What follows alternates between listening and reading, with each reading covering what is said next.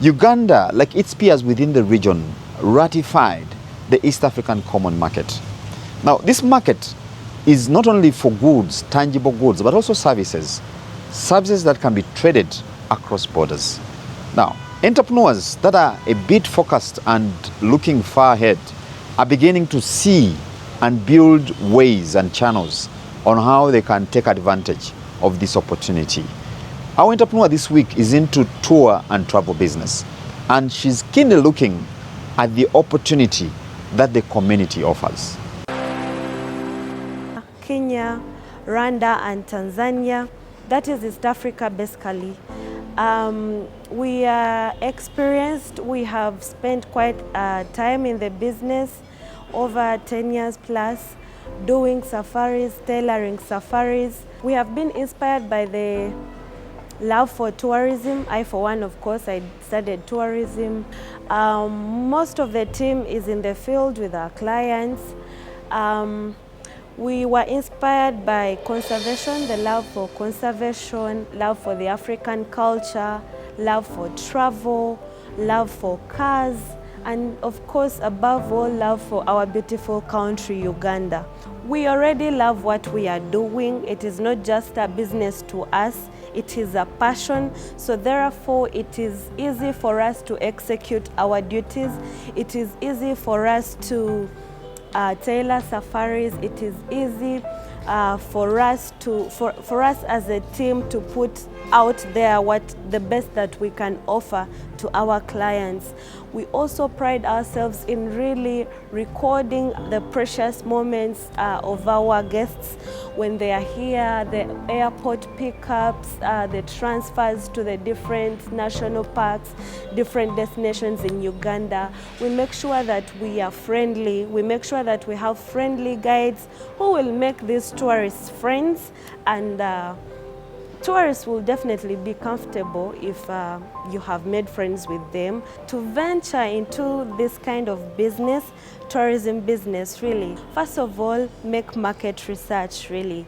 Make sure you know what Uganda is. Make sure you know what you're selling.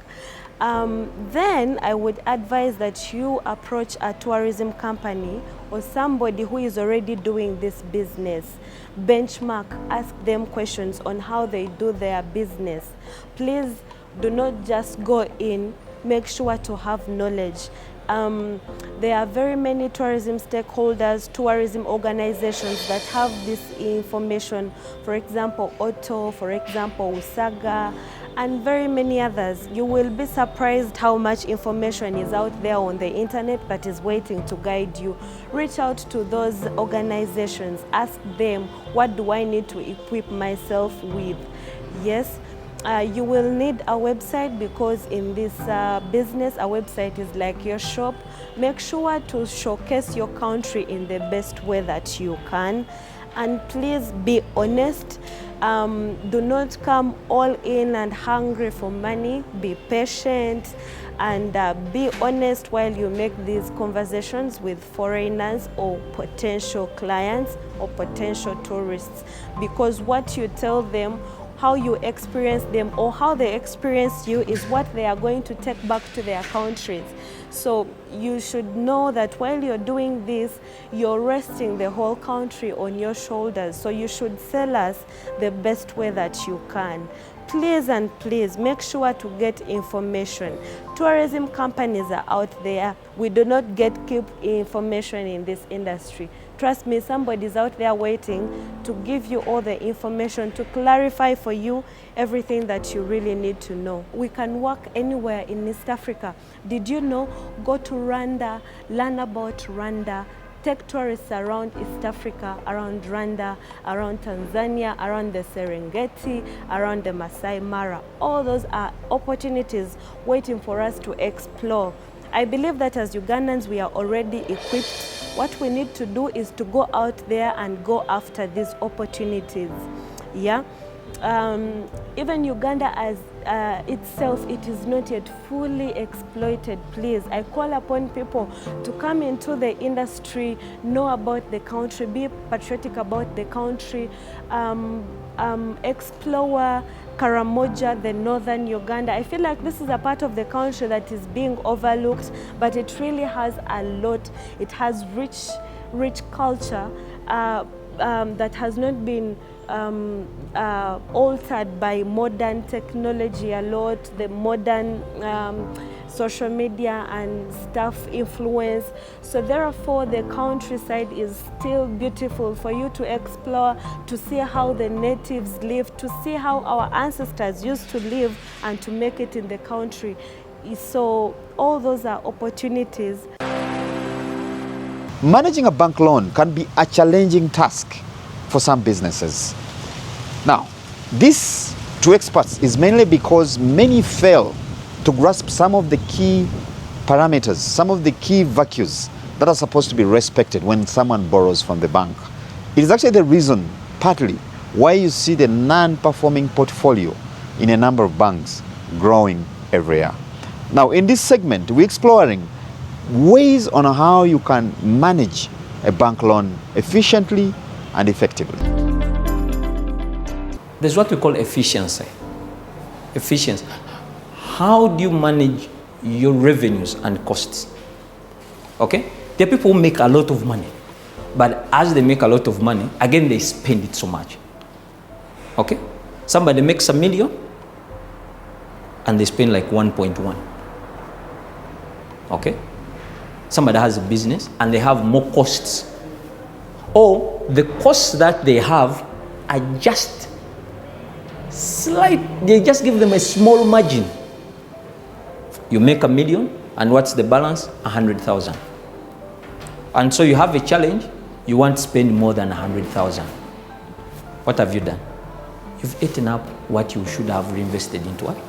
So sometimes most of the businesses in Uganda are not efficiently run. The cost, managing the cost is really not easy for them. And two, even generating the revenue.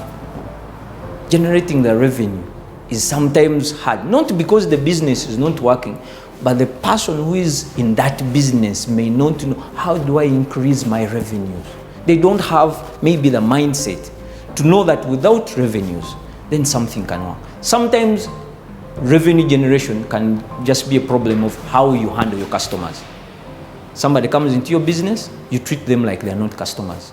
And so what happens? Your revenue just keep. And so when your revenues go down, even your profits go down. And what happens? You can't pay the loan. Why? Because your attitude towards your customer can't make you generate the revenues. Sometimes it's the staff themselves.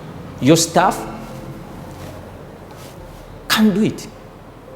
Okay? So if somebody can run the business efficiently, you minimize your costs. Okay? Why pay somebody a lot of money when they're a little redundant? They can't generate money. You need to have everyone generating money. Okay? So to me, I think efficiency is why most business sometimes create bad loans. Okay? You make some money, but the way you spend it is really very bad. In our tech segment, we're again exploring the new trends, the new developments and innovation in the tech world that are crucial for the operations in business, but then also day-to-day life. Apparently, we have actually been working on a solution that is meant to help group dynamics.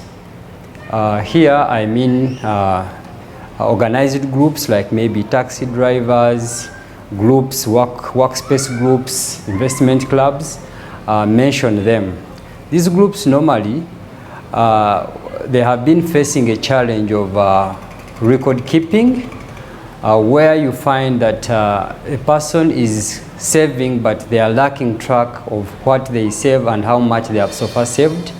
So because of that, group leaders have taken advantage of misusing the funds and running away with funds of the members. We are also looking at possibilities of working with different partners, for example, social security funds, insurances, to enable even these people in small groups who are not maybe employed in big companies to be in position to save, for example, with NSSF and insurance. So the solution is well tested. It has a mobile app.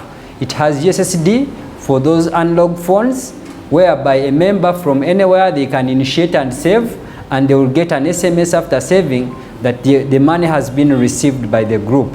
And with all those things in consideration, most of the groups have actually now started trusting their saving groups, because they are sure that their savings are being tracked, and more so the money reach bank account, and they also keep the track of the group balances together with their personal statements. The management normally has access to the administration portal, where they can actually see whatever takes place. So when you've just logged in, it will show you the total number of clients available on the solution, and it has different aspects. We have a call center where maybe group administrators could be calling members, encouraging them to save and doing some follow-ups.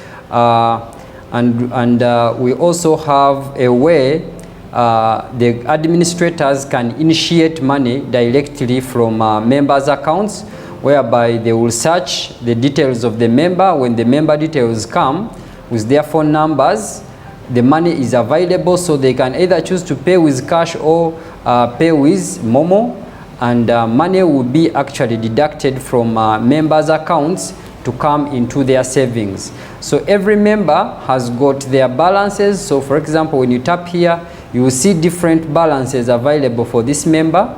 For example, this member has only this NS balance, which actually is the money saved for that specific activity.